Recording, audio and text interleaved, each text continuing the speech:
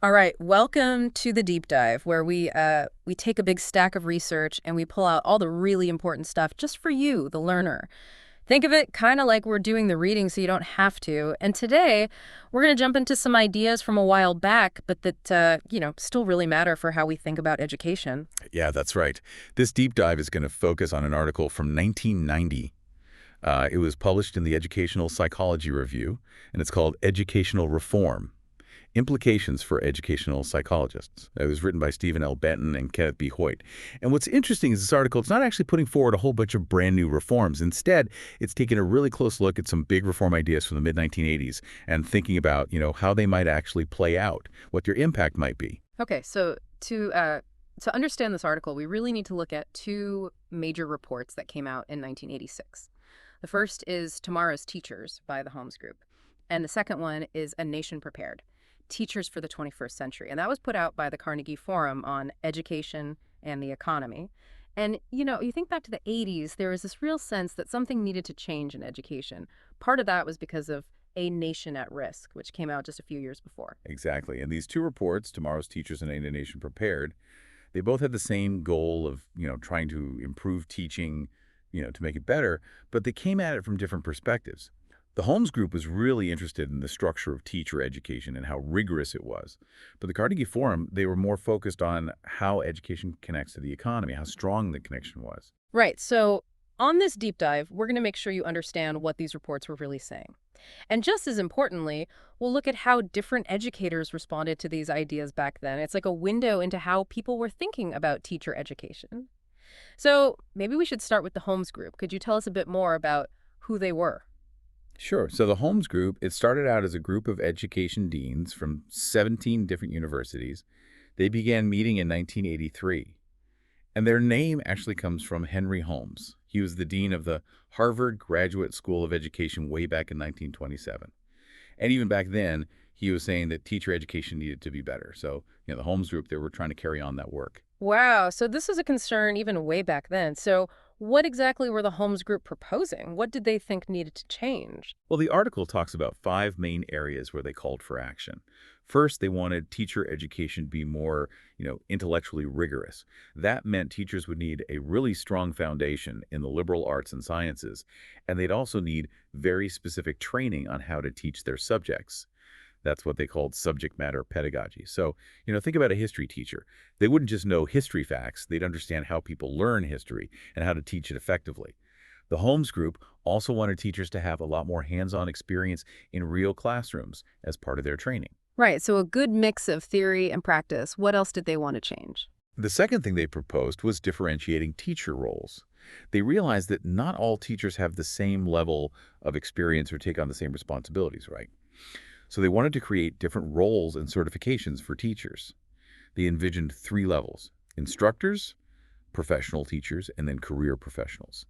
Instructors would have a liberal arts degree, and they could teach for a while, but they'd need supervision. Professional teachers would be, experts in their subject and in teaching. Career professionals would do things like curriculum development or designing assessments or even research. This idea was kind of like how doctors have different specializations and levels of training. So like a career ladder for teachers. Interesting. Okay, so what about making sure that all teachers had a certain level of competence? That was their third proposal. They wanted to create professional teacher examinations. These exams wouldn't just test a teacher's knowledge of their subject. They'd also test things like writing and speaking skills and the specific methods for teaching that subject. A much more comprehensive evaluation then. What was their fourth idea? Their fourth proposal was about strengthening the connection between universities and public schools. They suggested creating professional development schools. This would be like teaching hospitals, for doctors. The idea was that university faculty and school staff would work really closely together. This partnership would benefit both the university and the schools and also boost research on education.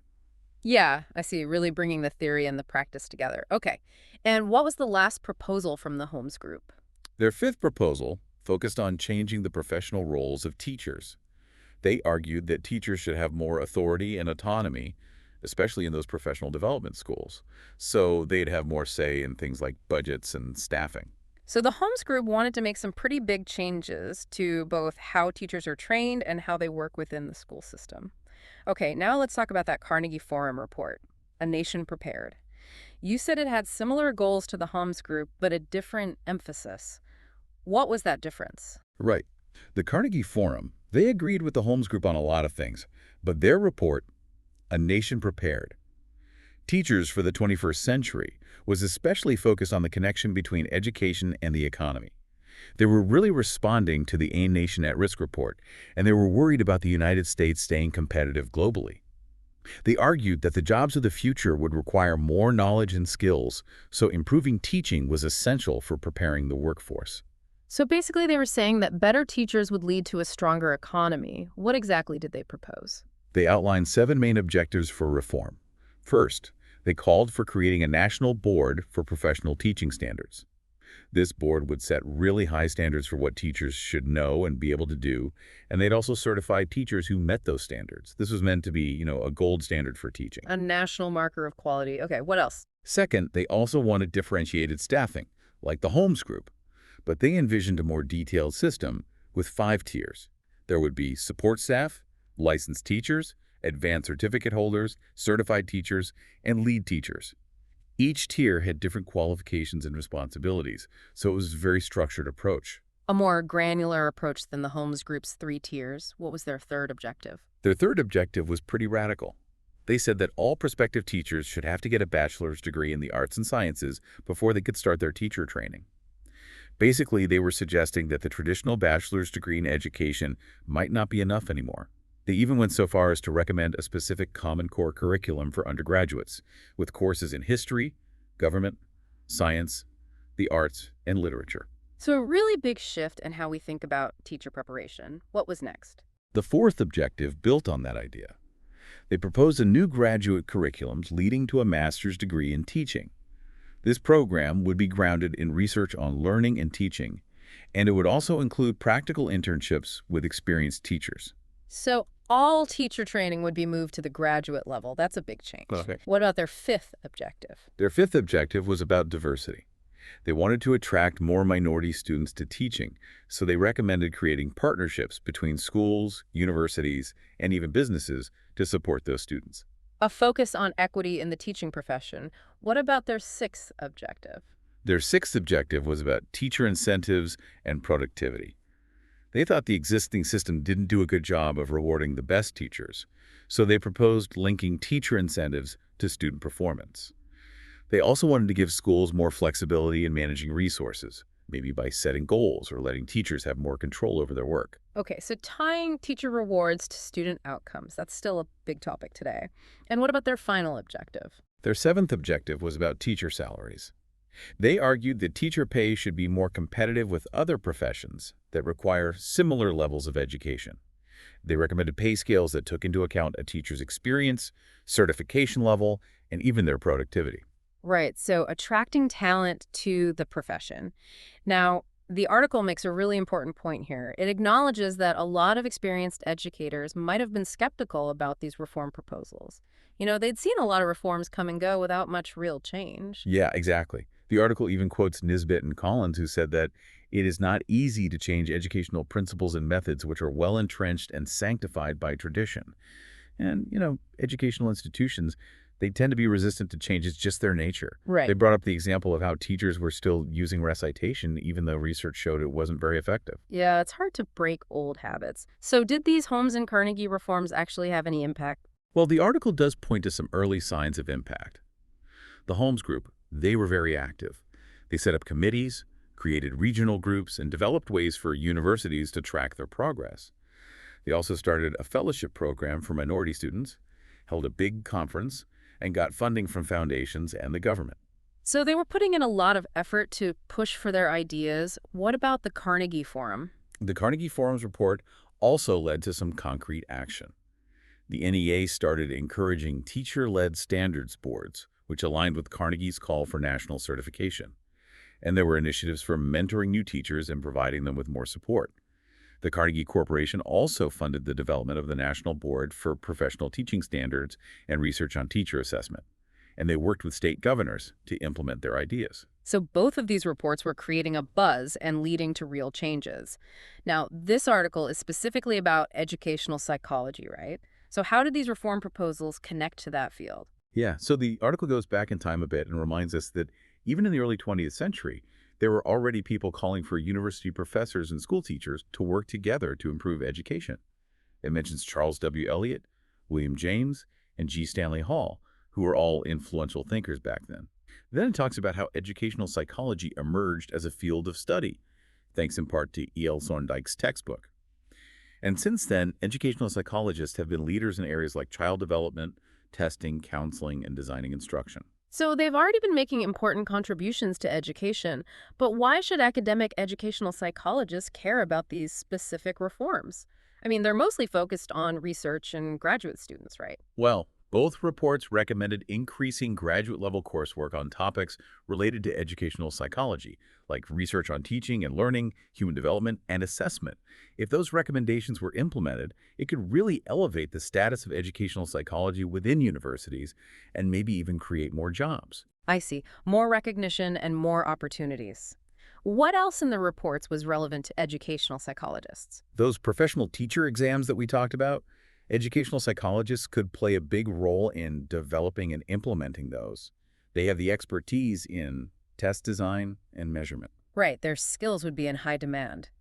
But what about the Carnegie Forum's proposal to maybe phase out the undergraduate education degree?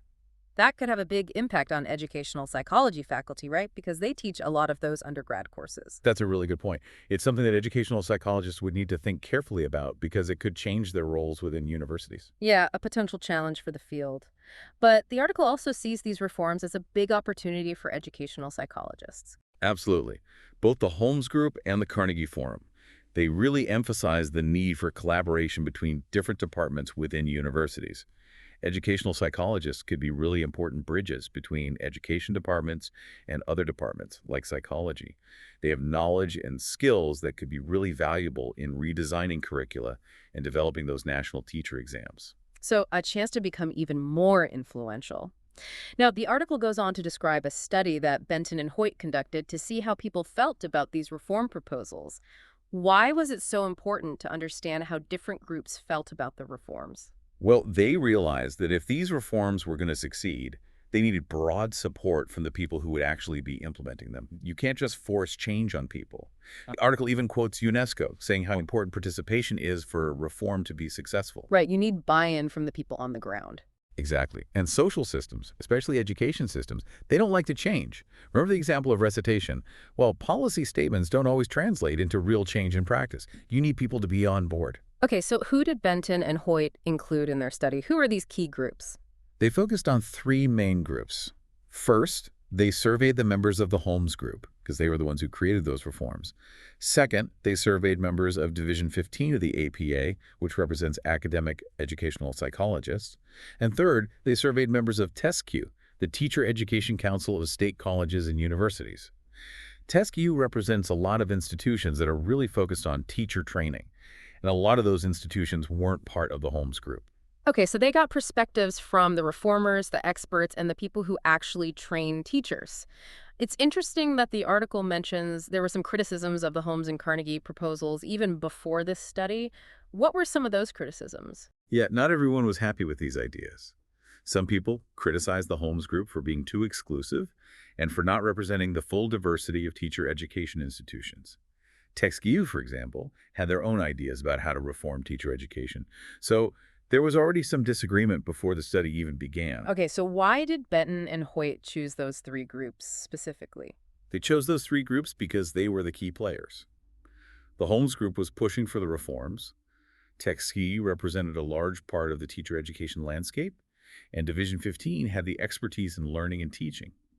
They figured that if there was a lot of disagreement between these groups, the reforms would probably fail. That makes sense. So how did they actually measure people's agreement with the reforms? They started by doing a very careful analysis of the Holmes Group's report and the Carnegie Forum's report. They identified all the key proposals in those reports, and then they created a big survey with 149 different statements. People could say how much they agreed or disagreed with each statement on a scale from strongly agree to strongly disagree. And they grouped the statement into 8 different categories. Then they mailed out the survey to members of the 3 groups during the spring and summer of 1987. That's a lot of data. What were their response rates like? Yeah, it was a lot of data. The response rate from Division 15 was about 51.8%, which is pretty good for a survey like that. The Holmes group had a higher response rate, 72%. And Teskew, they got a lot of responses, although their sample wasn't perfectly random. But it still gave them a good sense of what teacher educators were thinking. Okay, so what did they find when they analyzed all that data? Well, they used a statistical method called factor analysis to identify the main themes in the data. And they found three main factors, or themes, that captured how people felt about the reforms. They called those factors incremental changes, sweeping changes, and financial changes. Okay, I'm curious to hear what those factors mean. What were the incremental changes? The incremental changes were things that could be done without making huge changes to the system. So things like stricter certification requirements, more accountability for teachers, better clinical experiences for student teachers, more collaboration between education and liberal arts departments, recruiting more minority teachers, and higher salaries. These were mostly things that people agreed on. In fact, the article quotes some of the survey items that fit into this factor. Things like teachers need a command of the subjects they teach, or we need a strengthened, not watered down, liberal arts curriculum. Pretty basic stuff, right? Yeah, things that most people would probably agree with. What about the sweeping changes? Those sound more drastic. Yeah, the sweeping changes were much more radical. The main one was the idea of getting rid of the undergraduate education degree and moving all teacher training to the graduate level. So future teachers would first get a liberal arts degree, and then they'd get a master's in teaching. That's a huge change. And then what were the financial changes? The financial changes were proposals that focused on giving teachers more control over money and resources. So things like giving teachers more input on school budgets and letting them have more autonomy in how they work. Okay, so how did the three groups feel about those three factors? Did they agree or disagree? Well, they did some statistical analyses to compare the groups, and they found that the Holmes group was more supportive of both the incremental changes and the sweeping changes compared to Tesco. And the educational psychologists in Division 15, they were also more in favor of the sweeping changes than Tesco. Interesting. So some differences in how the groups viewed those big changes. Did they find any differences within the groups? Like, did people's backgrounds or experience matter? Yeah, they looked at some demographic factors. They found that the technical folks had more experience on average. And they noticed that the educational psychologists in Division 15 mostly worked with grad students, while the TechSU folks were more focused on undergrads. Within Division 15, the learning psychologists were more agreeable to the incremental and financial changes than the statisticians and measurement folks. For the Holmes group, the only thing that mattered was experience. Less experienced people were more in favor of the financial changes. Within TechSU, women were more favorable to the sweeping and financial changes, and that might be because more women in TechSU worked with undergrads. And interestingly, the educational psychologists within TechSU, they were actually the least supportive of the incremental changes. Wow, so a lot of variation within the groups too. So how did the authors of the article make sense of all these findings? Well, they thought that the fact that so many people agreed on those incremental changes meant that the Holmes and Carnegie reports were partly about reinforcing core professional values, presenting a positive image of teaching. And even though those changes were pretty basic, the Holmes group was still really enthusiastic about them. Right, like they were trying to make a statement about what teaching should be. And what about the sweeping changes, like abolishing the undergraduate education degree?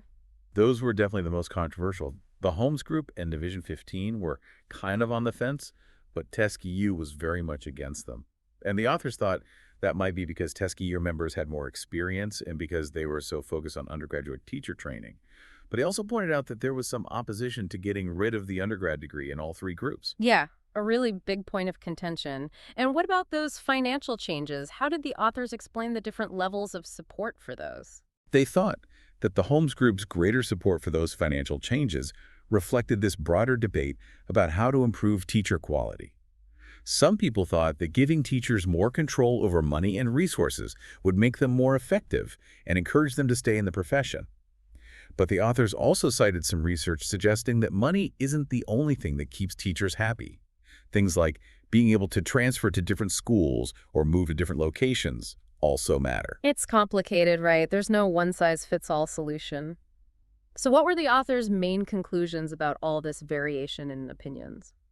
They concluded that these differences really reflected different perspectives and priorities within the education community. People's experiences, the types of students they worked with, their professional affiliations, all those things mattered. And they were careful to point out that they did a lot of statistical analyses. So there's always a chance that some of their findings were flukes. Right. Always a possibility with statistics. So, what were their final recommendations? What did they think should happen next? They were a little concerned about the Holmes group being too elite and not representing all teacher educators. They pointed to the differences in how the Holmes group and TechSU felt about getting rid of the undergrad degree, as an example. They also worried that the Holmes group's proposals might marginalize institutions that were focused on undergraduate teacher training. So, a potential for creating even more division. Exactly. So they urged the Holmes group and TechSU to work together and find some common ground. They also expressed concern about the relatively low response rate from the educational psychologists in Division 15. It seemed like maybe they weren't as engaged in this reform debate as they could be. And they talked about this tendency for educational psychologists to be more reactive than proactive, to wait for things to happen instead of shaping the conversation. Yeah, a call for them to step up and take a more active role. Right. So their main recommendation was that educational psychologists should get more involved in the reform process. They should focus on those incremental changes that everyone agreed on, and they should work to build bridges between education departments and liberal arts departments. They even suggested that educational psychologists could take the lead in developing courses on how to teach specific subjects effectively, based on the latest research in cognitive science. But they acknowledged that getting different departments to work together can be tricky. Right, sometimes those disciplinary boundaries are hard to cross. What other recommendations did they have? They thought that educational psychologists should do more research with teachers in public schools. That would make their research more relevant, and it would give grad students opportunities to work on real-world problems. They also thought that EdD programs should be more flexible so that teachers could get their doctorates while still working. And they suggested that Division 15 should create a task force to study the Holmes and Carnegie proposals, survey educational psychology departments, and write a position paper on how to update graduate training in educational psychology. Some concrete steps for the field to consider. Yeah. And they ended by saying that educational psychologists need to be more proactive and shape the future of teacher education. They shouldn't just wait for others to make decisions. Real reform requires action. A powerful message. So, to sum up, we've looked at two influential reports from the 1980s, Tomorrow's Teachers and A Nation Prepared, that wanted to change teacher education in America. We also discussed a study by Benton and Hoyt that examined how different groups of educators felt about those reform proposals. And finally, we explored the specific implications of those reforms for the field of educational psychology. Yes, and you, the listener, now have a much better understanding of these important debates. So here's something to think about. We've been talking about reform ideas from decades ago, but how do those same ideas connect to the challenges we face in education today? What's changed and what hasn't? It's worth reflecting on. And if you're really interested, you could even read those Holmes and Carnegie reports yourself or learn more about educational psychology. Definitely. Thanks for joining us on the Deep Dive. Until next time.